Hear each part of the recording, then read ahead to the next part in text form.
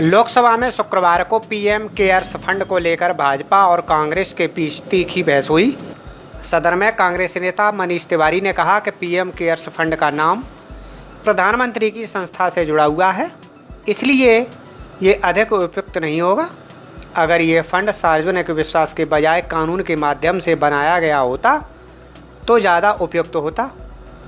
मनीष तिवारी के इस बयान पर पलटवार करते हुए केंद्रीय मंत्री अनुराग ठाकुर ने कहा कि पीएम केयर्स फंड का विरोध केवल विरोध के नाम पर हो रहा है। जिस तरह से उन्होंने ईवीएम का विरोध किया और कई चुनाव हारे, इन्होंने लगातार जनधन योजना, विमुद्रीकरण, 3 तलाक, जीएसटी को बुरा बताया।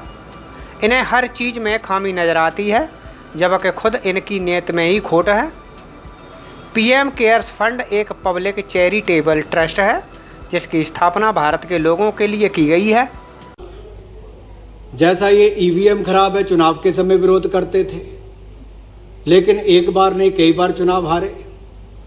फिर कहा जनधन खराब है, फिर कहा डिमोनेटाइजेशन खराब है, फिर कहा ट्रिपल तलाक खराब है, फिर कहा जीएसटी खराब है, फिर कहा 3 तलाक खराब है। आपको तो हर चीज में खराबी नजर आती है। सच्चाई यह है कि आपकी नीयत खराब है। आपकी नीयत खराब है। नीयत और सोच खराब होने के कारण आप एक अच्छे कदम को भी खराब नजरिए से देख रहे हैं।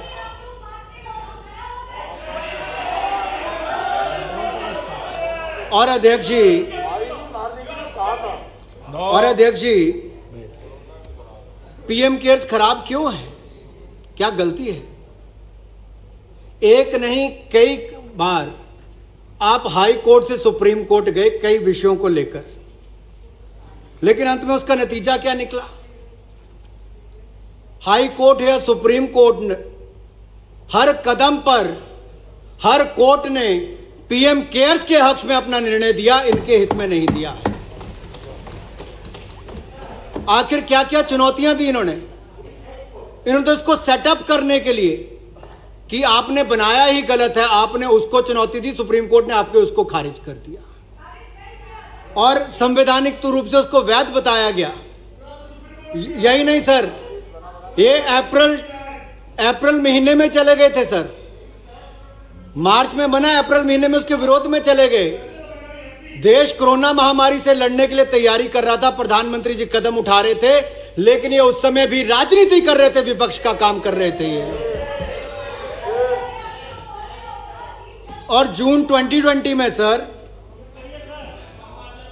इन्होंने उसको कहा कि इसको आरटीआई के अंतर्गत देना चाहिए, उसको भी कोर्ट ने खारिज कर दिया, दिल्ली हाई कोर्ट ये लोग है। उसके बाद इन्होंने कहा कि सारे पैसे नेशनल डिजास्टर रिलीफ फंड में ट्रांसफर करने चाहिए। कोर्ट ने उसमें डिटेल जजमेंट दी है कि नेशनल डिजास्टर रिलीफ फंड में राज्य और केंद्र का पैसा जाता है और इस पे पीएम केयर्स फंड में कंसोलिडेटेड फंड का कोई पैसा नहीं जाता, कोई बजटरी सपोर्ट नहीं जाती। ये स्वैच्छिक निधि से जो लोग जनता पैसा देती है वो पैसा इसमें आता, केंद्र सरकार का कोई पैसा इसमें नहीं गया है। हम सांसदों ने पैसा दिया होगा, गरीब से गरीब व्यक्ति ने पैसा दिया। सर मुझे दुख इस बात का होता है कि गरीब से गरीब व्यक्ति ने तो इसमें अपना योगदान दिया, लेकिन कुछ लोग यहां पर ऐसे हैं कि उनकी अच्छी सोच पर भी प्रश्न चिन्ह खड़ा करते हैं। ये केवल नरेंद्र मोदी जी की सोच पर या प्रधानमंत्री की सोच पर प्रश्न खड़ा नहीं करते, ये हिंदुस्तान के 138 करोड़ की जनता की सोच पर प्रश्न चिन्ह खड़ा कर रहे हैं।